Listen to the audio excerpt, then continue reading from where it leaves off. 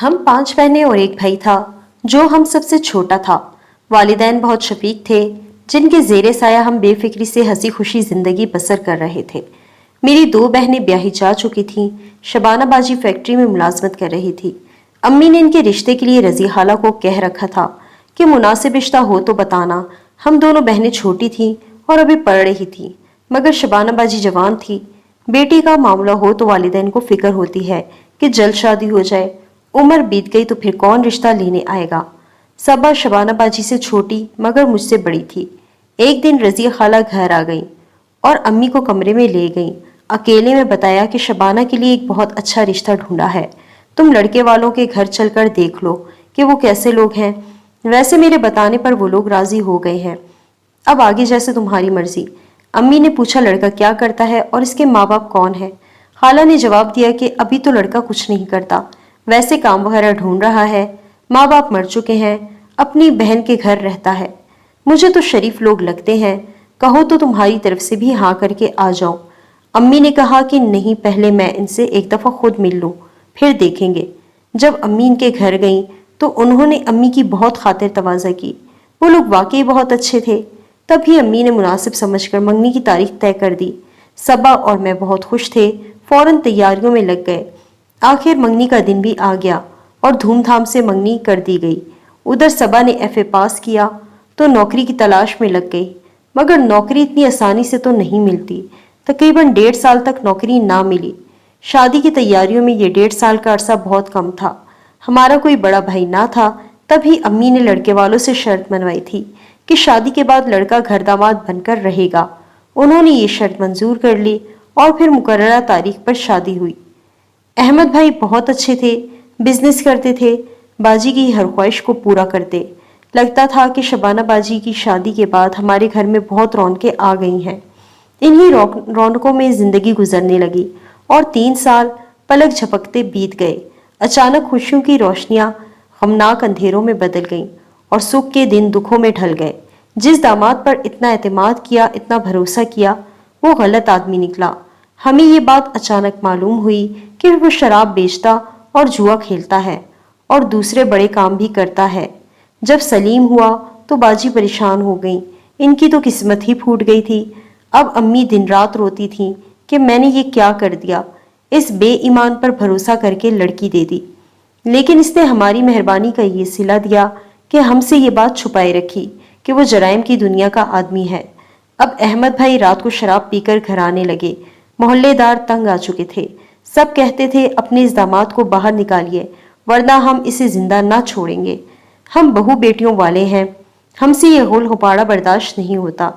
अम्मी इनको हर बार हाथ जोड़कर मनाती कि आइंदा आपको शिकायत का मौका ना मिलेगा, लेकिन इनमें कोई तब्दीली ना आई, बल्कि वो पहले से मजीद बुरे होते गए।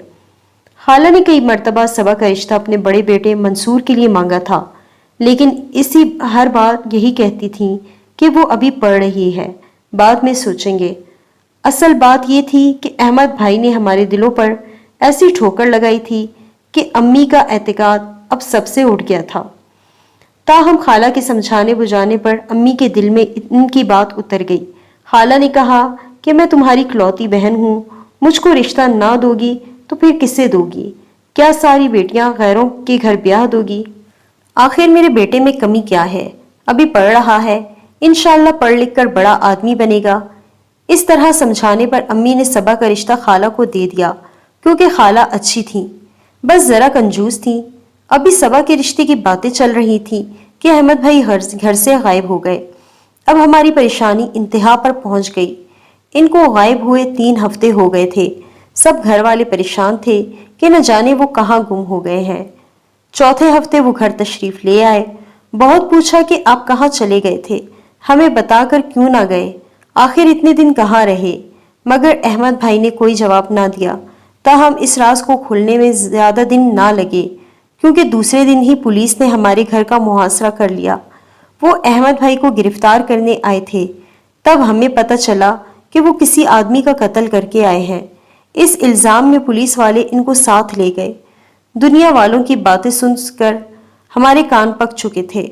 हमने लाख चाहा कि इनकी जमानत हो जाए, मगर ना हो सकी।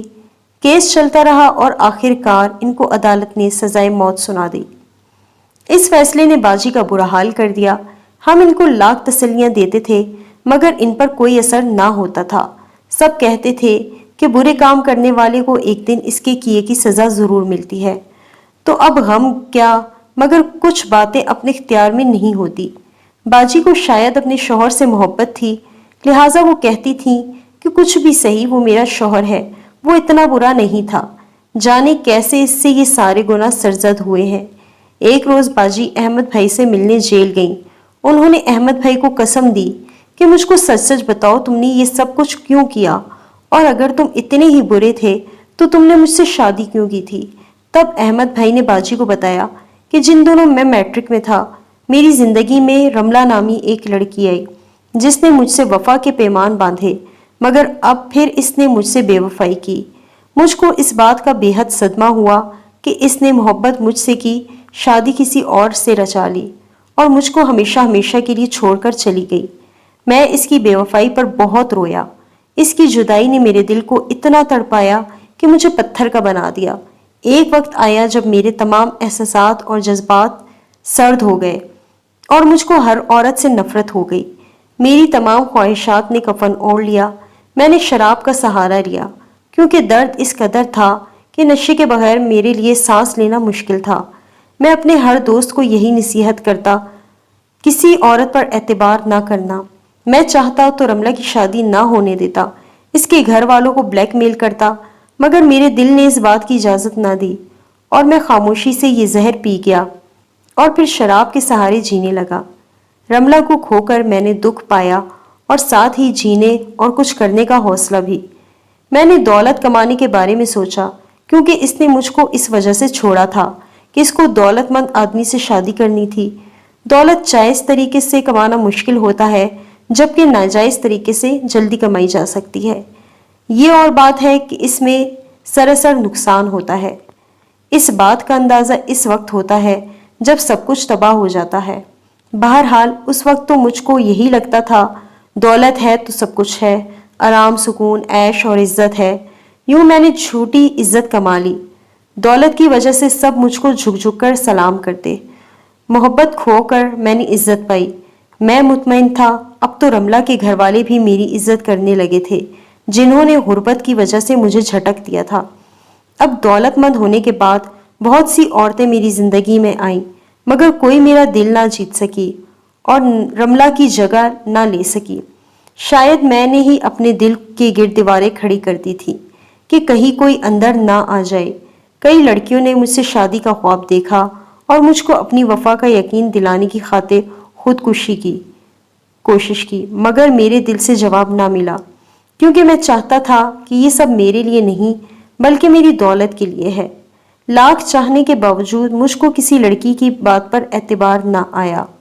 سوچا شادی کروں گا تو کسی شریف گھرانے میں اور ایسے لوگوں میں جو دولت کے لالچی نہ ہوں۔ میرے جذبے مر چکے تھے، لہٰذا میں خوف زدہ تھا۔ اپنے دل کے دروازے بند کر کے ان کے پیچھے چھپ کر بیٹھ گیا تھا۔ ایسے بے اعتبار موسم میں ایک آواز آئی جو دل میں اترتی چلی گئی۔ نہ جانے کیوں اس لڑکی کے خلوص پر یقین آنے لگا۔ وہ میری مسیحا بن کر آ گئی، پھر میری دوست بنی اور تمام رکاوٹوں کو توڑتی ہوئی سب دیواریں ڈھا کر دل کے اس مقام پر جا پہنچی جہاں رملہ کی یادیں دفن تھی۔ ندا مجھ سے کہتی تھی کہ میں آسمان سے تمہارے لیے آئی ہوں، خدا نے مجھے تمہارے زخموں پر مرہم رکھنے کے لیے بھیجا ہے۔ کھایا میں رملہ کو بھول کر پھر سے جینے لگا۔ وہ ایک نئی بہار بن کر میری زندگی میں آ گئی اور میری بے رنگ زندگی میں رنگ بکھر گئے۔ میں اتنا خوش کبھی نہ تھا۔ اس نے میری زندگی سنوار دی۔ میں پھر سے جینے لگا۔ مجھے خبر نہیں کہ مجھ میں اتنی ہمت کہاں سے آ گئی، مجھ میں اتنی طاقت آ گئی کہ میں نے نشہ چھوڑ دیا۔ میں اس کی پرستش کرنے لگا جس نے مجھے نئی زندگی عطا کی تھی۔ میں خوشی سے دیوانہ ہو گیا تھا۔ اسی دیوانگی کے عالم میں مجھ سے خطا ہوئی کہ میں نے ایک دوست کو ہمراز بنا لیا اور پھر ہم جدا ہو گئے۔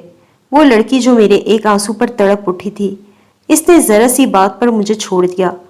میرے دوست نے اس کو بہکا دیا کہ میں بھی جس لڑکی سے پیار کرتا تھا ابھی تک اس سے رسم و رواں ہے۔ رملہ کو تو اس کا پتہ تھا मगर रस्म व रवाह का नहीं, जबकि यह गलत था।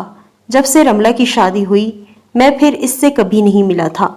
यूं वो मुझसे दूर हो गई। मैं एक बार फिर एतबार की मार खाकर बेएतबारी की खाई में गिर पड़ा। अब इस दर्द को सहने का मुझ में हौसला ना था, फिर भी सहना पड़ा। हमारे दरमियान गलतफहमियों का अंधा शीशा दीवार बन गया। मैंने बहुत चाहा निदा वापस लौट आए, मगर वो ना लौटी। वो वाहिद औरत थी जिसकी मैं इज्जत करता था। मैंने इसके साथ पाकीज़ा ताल्लुक़ रखा था क्योंकि मैं इससे शादी करना चाहता था। अब मेरे पास कुछ भी ना था, मैं एक गटी पतंग था। निदा की वजह से वो इज्जत भी नीलाम हो गई थी जो रमला को खोकर पाई थी। मोहब्बत के बगैर तो जी लिया था, अब इज्जत के बगैर जीना मुश्किल था। फिर मैंने शराब और चर्स की खरीदो फरोख्त का काम शुरू कर दिया। दोबारा दौलत कमाने लगा और जब किसी काबिल हुआ तो खाला रजिया ने मेरी शादी तुमसे करा दी। तुम एक अच्छी बीवी थी और तुम्हारे घर वाले अच्छे लोग थे। मुझको तुम लोगों की वजह से नेक नामी मिली। मैं खुश था, मगर दौलत तो कमानी थी, सो मैं गलत तरीके से कमाने में लगा रहा। यहाँ तक भी ठीक था, फिर दोस्तों ने दोबारा शराब की राह पर लगा दिया और निदा की बातें करके मुझसे इस बाजार की शिदाई बनाने लगे ताकि मेरी दौलत से वो भी कुछ ऐश कर लें। एक दिन मैं इस बाजार गया तो वहाँ निदा मिली। तब मुझको इसकी असली हकीकत का इल्म हुआ। उस दिन जब वो मेरे सामने किसी और से बेतकल्लुफ हुई, मैं अपने जज्बात पर काबू ना रख सका। मैंने फायर कर दिया और इसका साथी मौके पर ही हलाक हो गया। चूंकि ये वाकया बाजार में हुआ था जहां लोग मुझे जानते थे, इसलिए मैं घर न आया और रुपोश हो गया। मगर मुझे तुम्हारी बड़ी फिक्र थी, इसलिए मैं घर लौटा था। मगर पुलिस को इल्म हो गया और मुझको तलाश करती घर तक आ गई। मैंने इसलिए खुद को पुलिस के हवाले कर दिया कि वो तुम लोगों को तंग ना करे। ये है मेरी बर्बादी की मुख्तसर दास्तान। इसलिए तुमको बता दी है कि शबाना, असल मोहब्बत मेरी तुम ही हो। तुम जो मेरी बीवी हो, मेरे लिए काबिल परिस्तिश हो। मैं चाहता हूँ कि तुम मुझको बुरा इंसान ना समझो। मैं बुरा आदमी नहीं था, मगर हालात ने बुरा बना दिया। मुझे माफ़ कर देना। ये बातें करके अहमद भाई रोने लगे और इनके साथ ही शबाना बाजी भी ज़ारो कतार रो रही थी। ये शौहर से बाजी शबाना की आखिरी मुलाकात थी और इसके अगले रोज़ अहमद भाई को निदा नामी औरत को ज़ख्मी करने और इसके साथी को कत्ल करने के जुर्म में फांसी दे दी गई। अहमद भाई को लोग बुरा कहते हैं, मगर मेरी बाजी इनको बुरा नहीं कहती। वो आज भी इनको याद करके रोती हैं और कहती हैं कि वो एक अच्छे आदमी थे। अहमद भाई की याद में बाजी ने उम्र गुजार दी और दूसरी शादी नहीं की। मैं सोचती हूँ कि किसी ने सच्ची मोहब्बत की या नहीं, मगर मेरी बहन ने अपने शौहर से ज़रूर सच्ची मोहब्बत की थी।